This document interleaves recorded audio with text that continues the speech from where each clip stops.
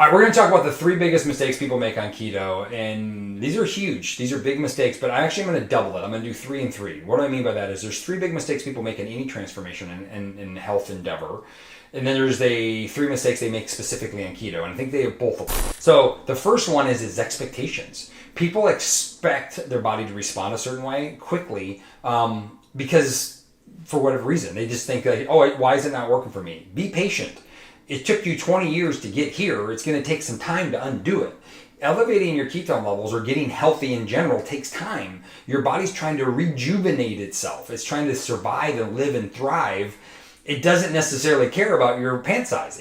That's irrelevant to the human species as a survival, as a civilization of reproducing and living an abundance of life. So be patient. Expectations will absolutely murder your results, but also have them, meaning go after them, have goals, have desires to go work towards, but then be patient on how quickly it ultimately goes. Okay, that's number 1. Number 2 is the comparison game, comparing yourself to somebody else. It's a big mistake it makes in all levels of life. You're in a different place. Metabolically, you may be built different. My wife and I are different people. If I ate like my wife, I'd be 300 pounds. We're different, so I can't compare my goal and her journey the same, my results. I don't care if it's family members. Our daughter and our son are built differently. They will respond differently metabolically. They cannot eat the same way to get the same results. Guaranteed, they're metabolically different. So be careful. Don't just say because your sister did, and it doesn't work that way. My brother and I are metabolically different. He's pansy, not very strong. I'm just kidding. He's more built for endurance. I'm built for power. We're built differently. So metabolically, we're going to get responses. So comparison game will be a nightmare for you. And the last thing is toss that damn scale. Get rid of the scale. It is a nightmare. It'll mess you up and it'll put you in a tailspin. The scale is one variable of measurements that will get you results. One. And that's it. You can measure body fat. You can measure. The scale doesn't measure your hair. It doesn't measure your skin. Doesn't measure your bone density. Doesn't measure your muscle mass. Doesn't measure how much water you're holding that you have in your system. How much you wasted. Some people go, "Oh, I lost 3 pounds," and they just peed out 3 pounds of fluid.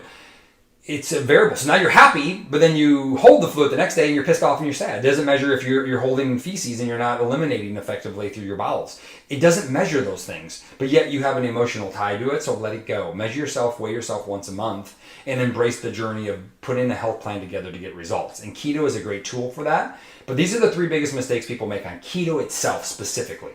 The number 1 biggest mistake people do on keto is they're not drinking ketones. They're trying to do the diet perfect.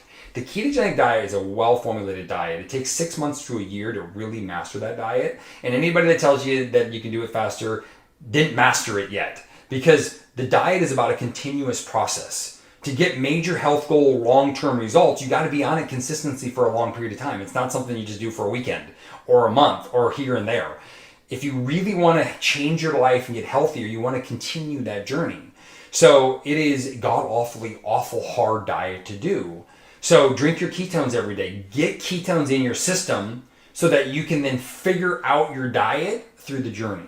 So we can teach people way faster because you already have the ketones elevated. So that's the number 1 biggest mistake people make is they're not drinking ketones with it.